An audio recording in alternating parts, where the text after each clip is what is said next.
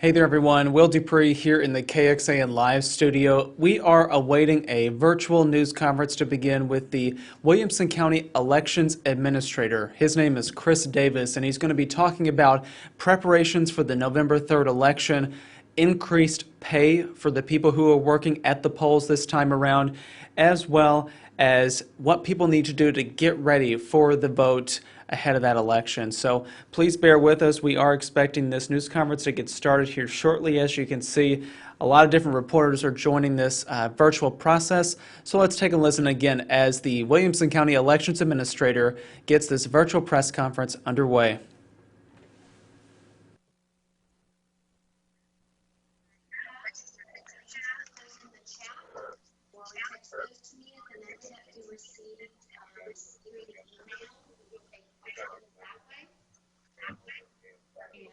North Carolina 1, be going to Senate floor on GOP1.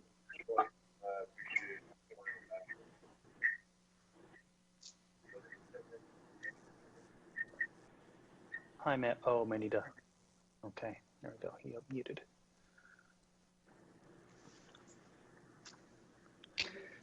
Good afternoon, everybody. My name is Chris Davis. I hope you can hear me. I'm Williamson County's Elections Administrator.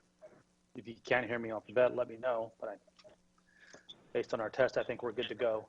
I want to thank you all for joining us today. This is just a press conference that we wanted to put on, and the theme being, are you vote ready? A way to convey what we as a department are doing and have been doing to get ready for elections, as well as what we'd like our voters to convey and to convey to them as far as what they can get ready. A couple of facts before we go into some of the things that more recent occurrences that some of the things we saw at Commissioner's Court today. We currently have 370,000 registered voters in Williamson County.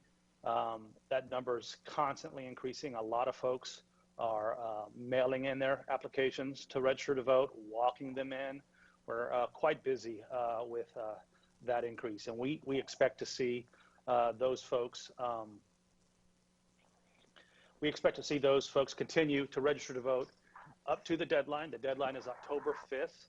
A voter can register up to October 5th and be eligible to vote November 3rd election. We will be staying open until midnight on that day, Monday, October the 5th, at our office to accept those folks that walk in their voter registration application. We also expect to receive quite a bundle of voter registration applications after October 5th from the Secretary of State's office with the instructions from them to consider those timely. They do this for all 254 counties across the state, and they'll be mailing those in, and we'll be efforting very hardly to get those included in our voter registration database for our poll books for the election. This election, of course, is probably going to be the largest one that anyone's ever seen in our county, at least. We can tell that by the number of registered voters. We can tell that by the number of applications we've currently received for ballot by mail. We're currently at 27,000 requests or applications for ballot by mail. That's easily over twice as many as we've ever received for any election in the past. Our largest was, I think, 12,000 or 12,000 and change in 2018.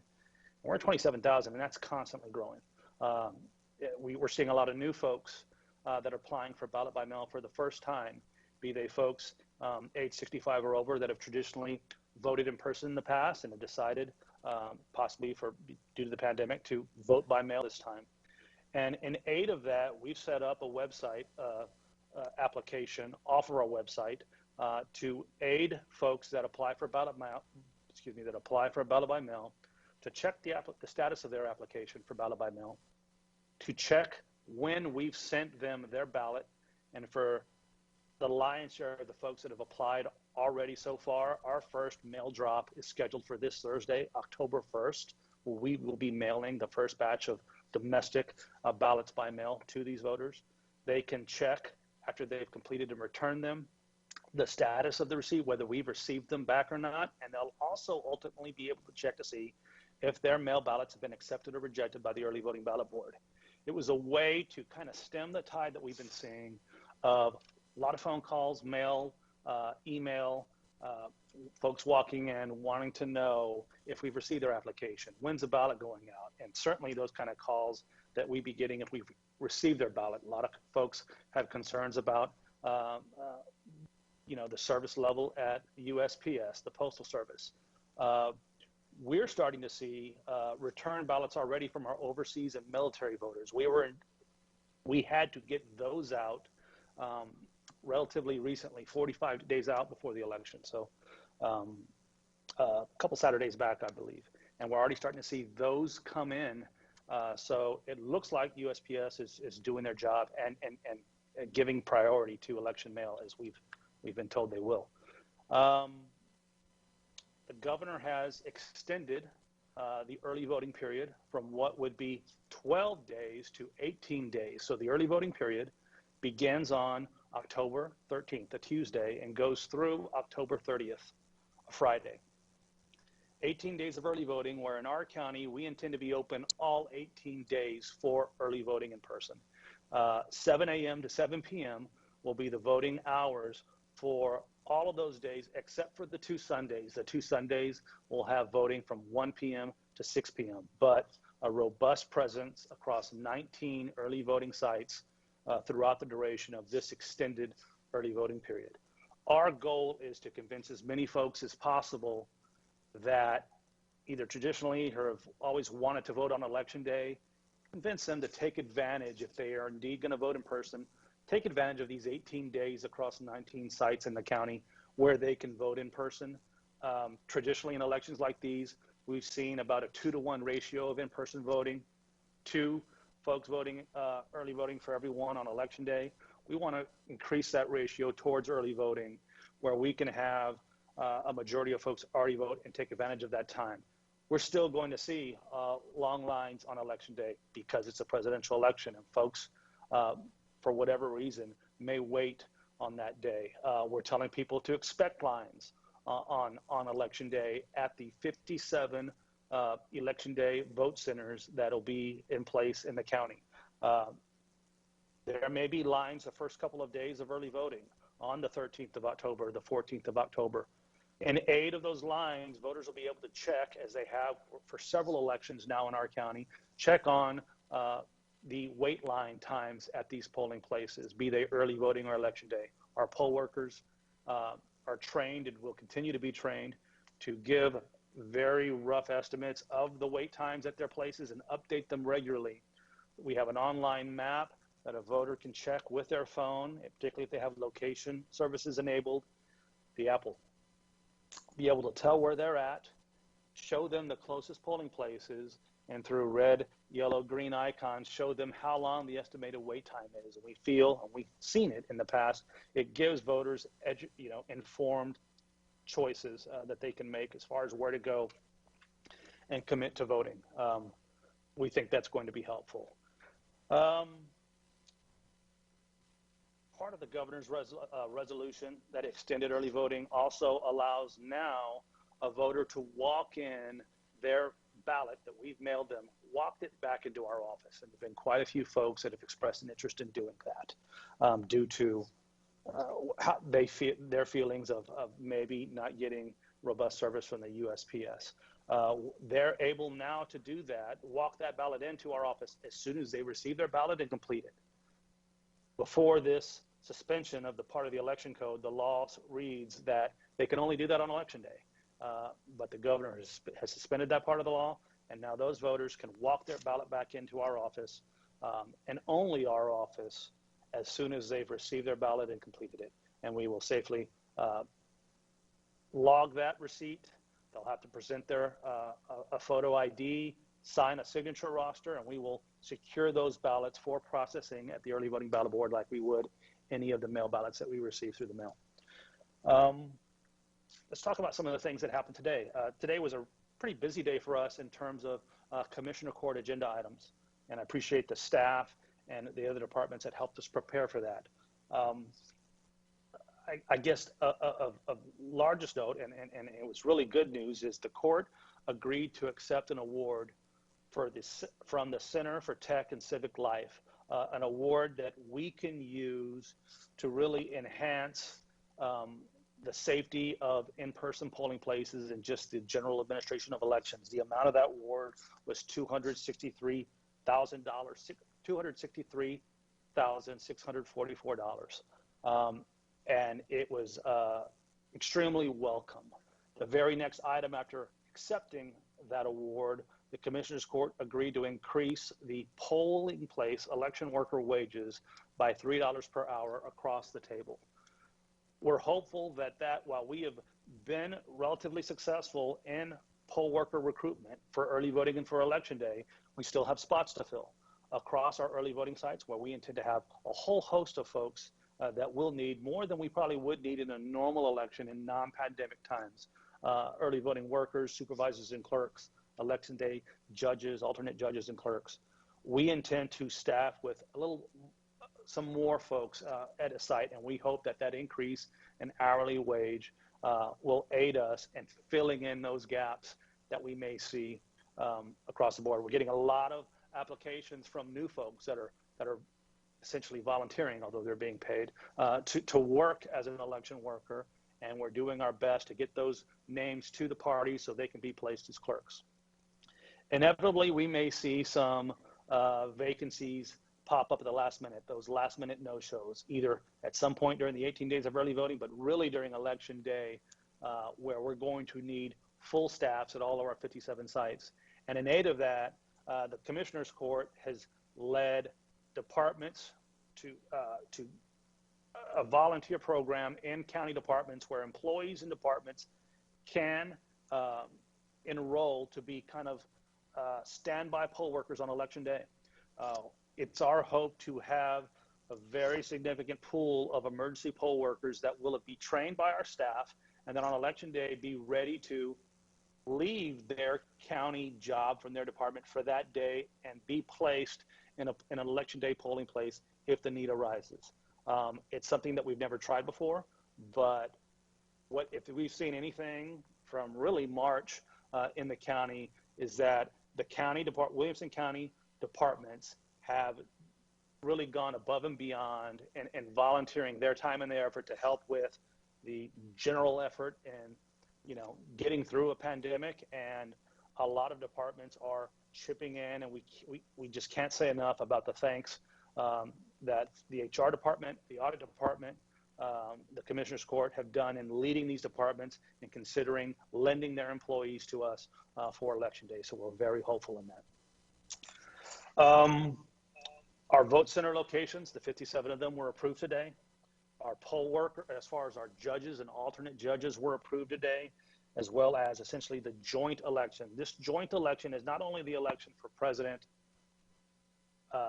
U.S. Senator, Congress, on down, through the state, district, and county races. We also have many city, school district, and municipal utility district races to the tune of about 49 or so participating entities in this election.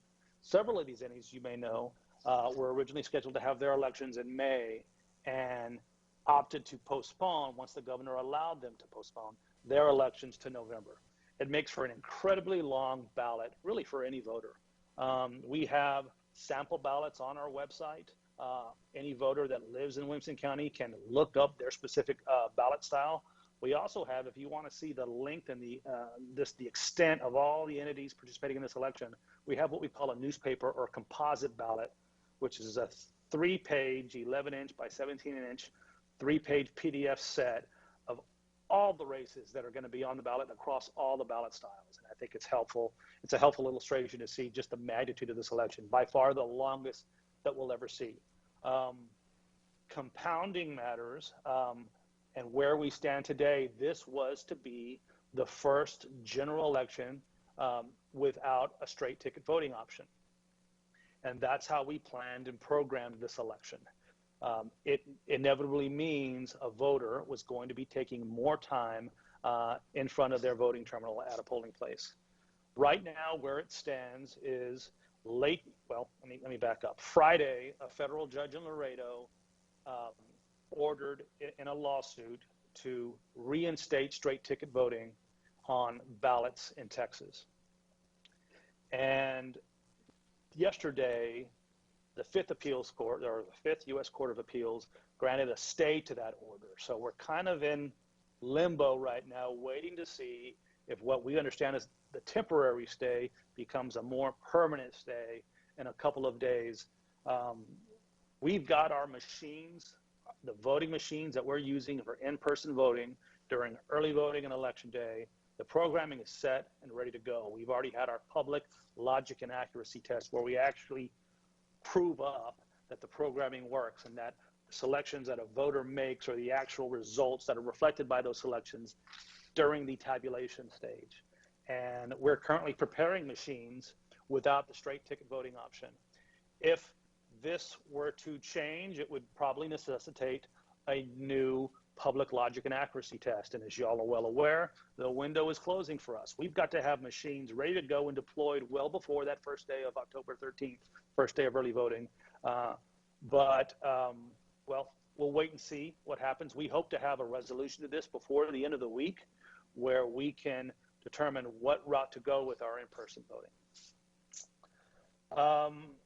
We had the benefit of experience in the July 14th primary runoff. We had a one-party primary runoff, the Democratic Party, that had 3 races where we were able to introduce procedures and protocol for the safety of poll workers and voters at a polling place.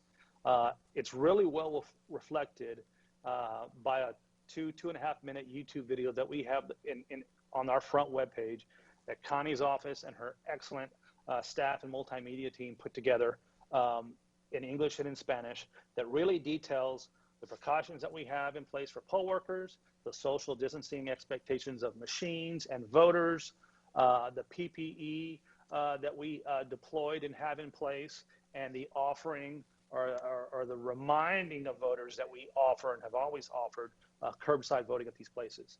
We're taking that model that we had in the primary runoff and we are just scaling it up for the November 3rd election. We're asking our poll workers that participated in that primary runoff how well they thought things went, things that we can change, things that we can improve. And we think we've got a pretty robust plan for in-person voting going forward, whether that be masks and face shields that we will require our poll workers to wear, the shields that we have at the check-in table to give that extra layer of protection between the voter and the poll worker, the social distancing of voting machines that we have in the polling place, the expectation to have social distancing in the line of voters, the offering of curbside voting that we have at our polling places. And if there are voters that show up with any kind of symptoms or express any kind of concern about their health, they're going to be able to vote at the curb in their vehicle. And every one of our polling places, be it early voting or election day, will be prepared to handle that. One of the most important notions that we want to get across, both to our poll workers and to our voters, is that while we require and recommend voters wear a mask at the polling place, they will not be required to by law. And this puts some folks back when they call into our office with the expectation that they've got to wear a mask at HEB, at any other government building where they conduct business with. They're just assuming that there's going to be a requirement for voters to wear a mask at the polling place, and that is just not so. We hope all voters do. We really request that voters be considerate of others and of these poll workers that are working innumerable hours and days for this election, and they consider their health as well as their own health. But there's not going to be a requirement for a voter to wear a mask at these polling places. So we're trying to get that information out there. We're trying to encourage folks. Another reason why we want to encourage folks to consider voting early, spread out over 18 days. I'm hard pressed to accept an excuse from really anybody if they're not able to find a time during 18 days, including weekends, 12 hours on Saturdays, 5 on Sundays, where they can get to one of our places located throughout the county during early voting and vote. But if they can't, they'll still have 57 options to vote on election day, but there will be lines. So we encourage folks to look at that video and have questions. We're happy to answer them at the office as far as the procedures and the protocol that we have in place at the polling place. We have an online application at www.wilco.org/ballot-by-mail status, where again, the voters can check on the status of their applications in ballot by mail.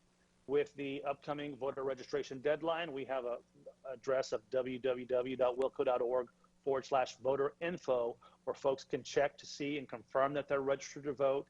They can change their address. We advise them to if they've moved either into the county or within the county, get those addresses updated so they'll be able to be served with the proper ballot style when they check in. There's now, and this is encouraging, folks that either renew or change the address on their driver's license at the DPS website are now able to register to vote online through that DPS portal. So we're hopeful that folks are being able to use that. It's kind of our Texas being forced to dip their toe into the waters of online voting.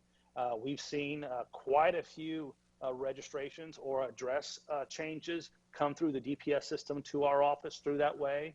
And we think we're optimistic that we can prove that that kind of online voter registration works and carries on to the future, perhaps even be made law someday soon. Connie, I don't know if at this point there are any questions that you'd like me to address. Do you have a couple questions? How much is a polling place worker normally paid? Really good question. Typically, and before we had this grant that was approved today, the wages were going to be $10 for clerk, an alternate judge, and $12 for presiding judge. And we were able to bump those up to $13 for clerk and $15 per hour for the judge. And then how many polling places do you need? So for early voting, we've got, a minimum of 10 plus at many of our sites. We're going to need, we think our need is going to be on election day, where there won't be an election day vote center or election day site, and there are 57 of them, with less than 10 poll workers at them. We're working on, or included in the list of vote centers that was approved today by Commissioner's Court, are a couple of what we call mega centers, places that we're going to use and be able to put a whole bunch more machines in, socially distanced, plenty of parking. We're very, very optimistic that we can have a lot of folks vote at that place, per hour on election day. And those sites may require 15, 20, but all told, we're looking at a minimum of 600 workers for election day, but probably surpassing that. And like I said, we're relying on the parties to have their judges bring in poll workers. We are getting a lot of applications, and we encourage folks to send in their applications, and you can do that off the poll worker link on our main page. Fill out an application and mail that in to pollworkers@wilco.org, and we'll process those applications and let you know when we can get you in a training, because we have training beginning well before the 13th. I think it begins in a week or two, and going all the way through up to the weekend before election day. We'll be training poll workers with dozens and dozens of classes. So we're hopeful that we can get these spots filled throughout the polling places. As follow-up to that, is COVID the reason you are short poll workers, or are people not willing to take the risk?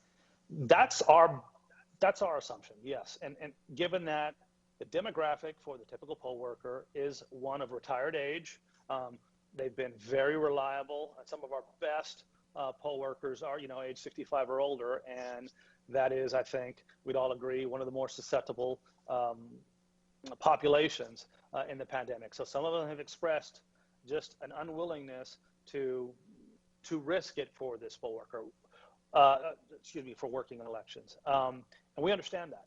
And we're still doing the best that we can to protect poll workers, both inside the polling place and those that work at the curbside. And at the same time, we're encouraging more folks to apply and hopeful that we can fill those spots. Well, they're also asking if they can get a text version of the ballot, so that when you go online, you can find your own. But I know you've made that available to the media in the past, like the entire ballot. Yes, so you can go to our website now, and I'll try to do that while we're here. And let's see here. On our front page of our website, and that's wilco.org/departments/elections, you'll see a link for sample ballots, and the next sentence is a full composite ballot is available here. I think that's what y'all may be interested in, is that composite ballot. We call it a newspaper ballot. It's along the lines of what one's paper ballot may look like, but much, much larger. And again, 3 11-inch by 17-inch pages if you try to print this thing out. And it has every single race on it across all the ballot styles. But again, a voter, that's not maybe as much use for a voter. If they're at their computer and they want to pull down their specific ballot style, they can do that too. Their sample ballot lookup is the first link off of our website, and they can click on that and actually get their particular ballot style, print it out, complete it. They can even do it with the composite ballot and bring it with them to the polling place and use that as an aid. Is there anything that you're particularly worried about, Chris, that is causing you to lose sleep about the election? You know, it's a really good question. The litigation that's happening, I don't think we've ever seen so much litigation that has such an impact on how we prepare, plan an election so close to election time as we see now. And it's essentially things that are kind of beyond our control, but we're hopeful that at some point we know what we have to do. We'll have our marching orders. We'll know what programming we go with, and that's what we use for the election. That's kind of what keeps me up. I can handle, and our staff knows how to handle busy polling places. We'll do our best with Connie's department's help to get the message out why it's important for folks to vote early and not wait to the end. We'll do our best to make y'all's jobs easier in getting results to you in a timely manner. We still hope and expect, and we will get early voting results out to you at 7:01. And then as the night progresses, those election night updates. And it's our hope that we're done and we're able to go home and watch what's happening on the national scene, just like y'all will be able to. All the questions that I see right now. Okay.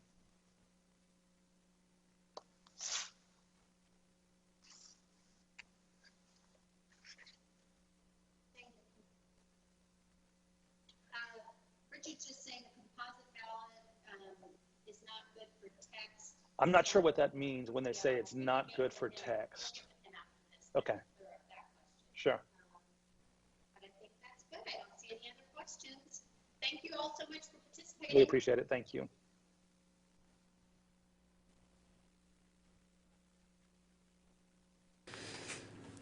All right, everyone. Will Dupree once again here in the KXAN Live studio. We just wrapped up that virtual news conference talking about Election Day preparations by Williamson County. Heard from the elections administrator there in Williamson County. His name is Chris Davis. He shared a lot of information, so we're going to kind of synthesize that and break it down and repeat it for a lot of you who might just be joining us.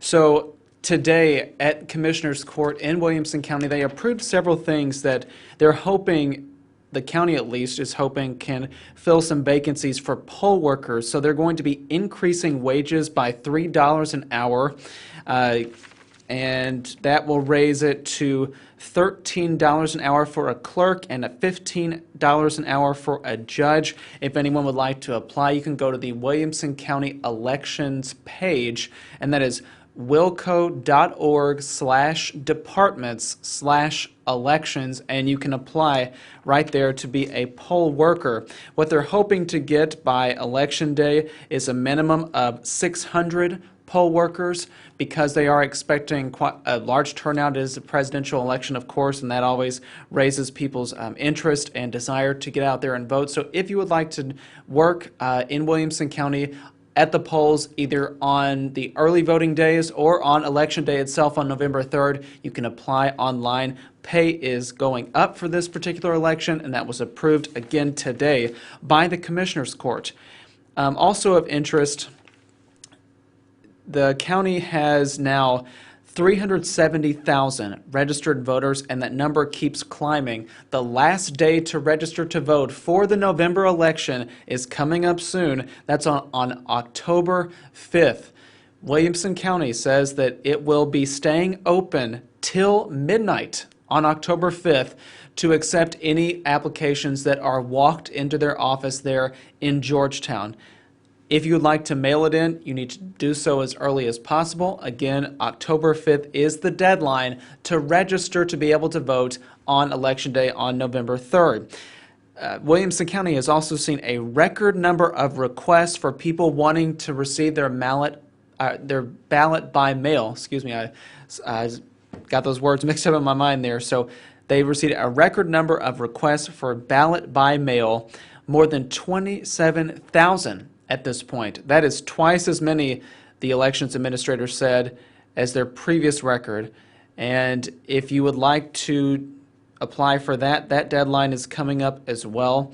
Early voting will be from October 13th to October 30th. Again, 18 days extended because of the COVID-19 pandemic. The hours will be 7 a.m. to 7 p.m., except for the 2 Sundays when the hours will be from 1 p.m. to 6 p.m. So keep that in mind too. On Election Day, they will have 57 Election Day locations where you can go and vote. Those locations were approved today as well at the Commissioner's Court. And they are saying that if you would please and encourage people to vote early, because there will likely be lines on Election Day because it's a presidential election and they normally see a lot more turnout during those particular elections. So keep that in mind as well. We are going to put all this information on our website, KXAN.com, and if you have your smartphone handy on the KXAN News app, if you've missed any of this information, the video from this will be posted on our website as well. We will be updating our web story here in just a few moments. So please, everyone, thanks so much for watching this. I'm Will Dupree here in the KXAN Live studio. We will have that update to you shortly. Please stay safe, please stay healthy, and take care. We'll see you back here another time.